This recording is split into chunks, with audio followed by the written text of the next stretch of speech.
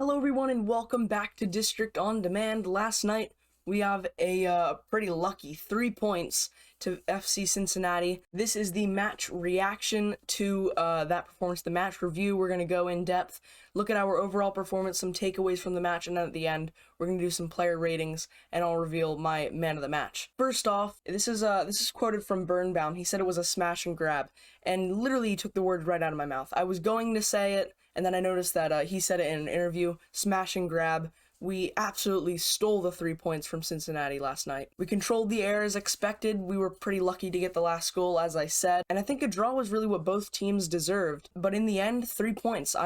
Stuff that you love to see. And if we hadn't gotten anything from that performance, I would have been really frustrated because I think we at least deserved a point. We went out and started really defensive. Obviously, we played a 5 in the back formation. Andy Nahar played right center back. It looked like we tried to overload the right-hand side, trying to exploit their missing left back with putting Edison Flores on the right side. Same with Julian Gressel. We tried to put Andy Nahar as the right center back, just trying to exploit that side. Didn't really work out. And actually, I thought that their left back actually played pretty decent. Second half was a little bit more of the same, and in fact, FC Cincinnati probably deserved the win more in the second half. Obviously, at halftime, we saw a change. Julian Gressel came off. Hopefully, his injury is not too bad. Another change that we made was Ola Kamara coming on. Another change from him, and he became actually pretty influential. He was probably the most influential substitution that we had in the second half. Nahar saw less of the ball, but I guess that's sort of expected when you're playing right center back, and I thought we really defended well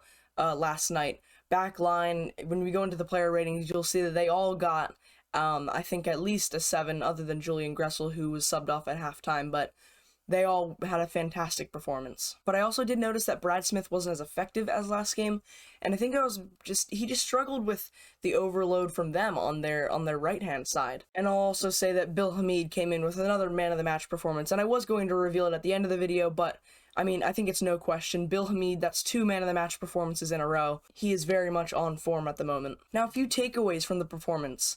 Lasada said that what the players were talking about mainly in the dressing room, that last year we would not have won that game. And that's a huge thing when we look at this new season. Are we going to make the playoffs? Are we not? Are we going to make that final push? I think last year there were a lot of games where we deserved to win. We didn't take the 3 points. At the same time, last year we didn't win any games that we didn't deserve to. And I think good teams will do that. They'll win games that they don't really deserve, which is what we did last night. These are the kind of results. These are the games that will make the difference come the end of the season. These are the kind of results that will push us into the playoffs. And it's looking really promising right now. Now we'll get into some of the individual performances. Bill Hameed, we can see right now it pops up onto the screen, 9 out of 10. Man of the match. Similar to last game, he saved us from a loss, really. Actually made more saves than last game, which was 6. Tons of punches out of the box from the set pieces when we were under pressure towards the end of the match. And 5 of those 6 saves, again, were from inside of the box, similar to last game. A few saves in particular were absolutely superb, and some of them he just had no right to save, and he just got really low for some of them, looked really comfortable, really calm, commanded his box, just absolutely superb performance from Bill Hameed. Moving on to Brad Smith here, and he's going to get an average 6. I think he struggled from the start. Obviously, he had that one big chance to go ahead early that he missed. His pass accuracy, and really the whole team's pass accuracy, wasn't really good, or at least wasn't as good as last game. He did get better, though, once Flores moved over to his side. I think they play well off of each other. As I said earlier, I think he struggled with the overload on his side, got dispossessed a few times, and he actually got himself into 17 ground duels and only won 8 of them. But 17 ground duels, that is almost double of what he did last game. Steven Birnbaum, number 15. He gets an 8 out of 10 for me. Again, defended really well overall, had tons of headed clearances, interceptions, recoveries. He just played really well overall. He commanded the back line, and yeah, just a really good performance. Brendan Hines Ike, we're going to go with a 7 out of 10, an above average performance from him. And again, dominant in the air, looked confident, was again part of a very strong back line. Now Andy Nahar, he wasn't as influential as the last game. And I noticed that he has good jumping abilities, and he's actually decent in the air despite being so short. I know we mentioned a little bit of that in the last match review, but it really showed today when they were whipping a lot of crosses in, especially from set pieces towards the end. He gets a 7 out of 10 for me. He was subbed in the 81st minute as a result of the Nyman red card, which we'll get on to in a second. He won tons of tackles, interceptions, and I noticed that when he won the tackles and he got the interceptions, he then drove forward into space, which I really like to see from him. And again, part of a very strong back line. Julian Gressel, we're going to go with a 6. Not too much to say. He was pretty quiet in the first half. He was forced off at halftime due to a muscle injury, or at least by the looks of it, it was sort of on his hip a little bit. Hopefully he's not out for too long. Drew Scundrick, CDM, 6 out of 10 for me. There it is on the screen. Subbed in the 60th minute. Played alongside Nyman. He looked stronger and better when he played next to Gressel and Nahar in the last game. We'll see if Canhouse is fit for the next game, but I mean, I don't think that he's done enough to get dropped per se, but I mean, you could make a case for if Russell Canhouse is recovered from his injuries, back for the next game, then maybe Scundrick does go out of the starting lineup, or maybe they play alongside each other. Because this player right here, Moses Nyman, did not play very well, and we're going to get our first below average performance. It's a 5 out of 10, and the below average score isn't just because of the red card. Although you cannot just go flying into a challenge like he did, studs up halfway up the leg. He's young, he'll learn eventually, but he played deeper than the last game, and I noticed that made him a little bit less influential, similar to Andy Nahar, but his passing wasn't as sharp as the last game. It was just a little bit off for him. But, you know, all the players are going to have an off day like that, and of course, he's 18, he's still got time to develop, he's going to grow, he's going to get better, so I'm not too worried about that. Griffin Yao, a pretty interesting one here. I've gone with a 6 out of 10 in average. He actually started really well off the left. He seemed like he was dragging defenders into Smith's way, though, but Smith's average performance wasn't because of Yao getting in his way. That was just something small.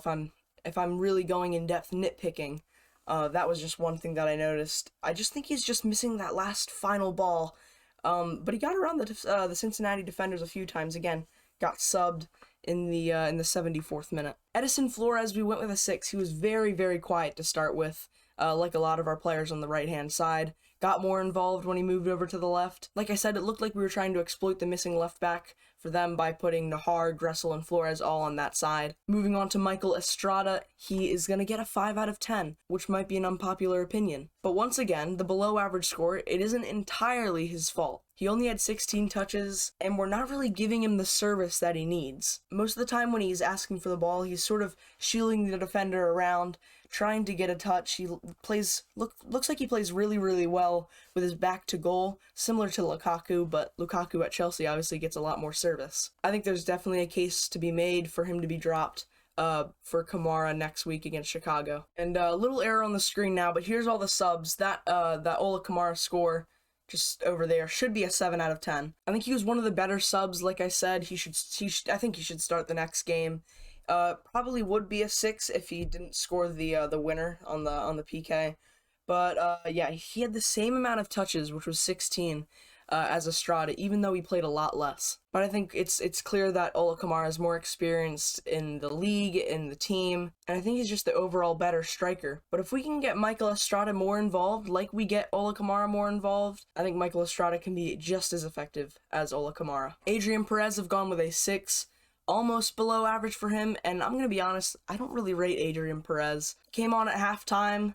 I mean, he's easy to notice. He has a lot of the ball, but I just think he dribbles a little bit too much. But yeah, that my opinion of him might change, but as of right now, I don't really think you can make a case for him to get into the starting lineup. Next up, Sofiane Diafal. I think he should start the next game. He's the reason why we scored the winner with his free kick. Again, like last game, looked really calm, composed, very technical player. He's an absolutely fantastic pickup from us from the draft. Next up, we have right wing back Chris Odoi-Atsem. I've gone with a 6 out of 10. Came under a lot of pressure towards the end of the game, but he actually dealt with it really well. Looks like a solid backup option. Final player, final rating, Donovan Pines with a 6 out of 10 for me. Did his job at center back when he came on, and he won some important head balls towards the end. And that concludes the match review for the game DC United FC Cincinnati. Big 1-0 result. Those are the kind of results that are going to push us into the playoffs come the end of the season. Really important victory, really important 3 points from DC United. I will see you in the match preview to the game against Chicago. It will be at Audi Field. Unless there's some news midweek that we have to make a video on. I'll see you then. Let's fly.